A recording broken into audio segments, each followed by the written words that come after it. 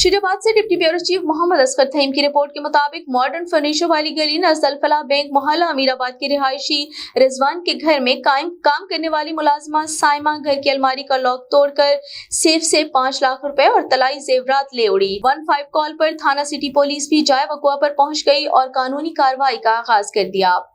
तफसीलात के मुताबिक मोहल्ला अमीराबाद मॉडर्न फर्नीचर वाली गली के रिहायशी ने Pakistan group of journalist club में प्रेस कॉन्फ्रेंस करते हुए सहाफियों को बताया, रेलवे फाटक मॉडल टाउन के पीछे की जानिब रहने वाली साइमा अब्दुल शकूर तकरीबन 2 साल से मेरे घर में काम कर रही थी। इतवार को तकरीबन असर के वक्त में अपनी बीवी को डॉक्टर के पास लेकर गया हुआ था। जब घर वापस आया तो देखा कि मेरे घर के दरवाजे खुले हुए थे, कमरे में रखी हुई अलमारी के कुंडे टूटे हुए थे, सेफ से 5 लाख रुपए नकद 2 तोला तलाई जेवरात मौजूद नहीं थे। वावेला करने पर लोग इकट्ठा किए। उन्होंने मुझे बताया कि तुम्हारी नौकरानी साइमा 4 नामालूम अफराद के साथ जा रही थी। 15 पर कॉल की इत्तला पर थाना सिटी पुलिस भी जाए वक़ुआ पर पहुंच गई और कानूनी कार्रवाई का आगाज कर दिया।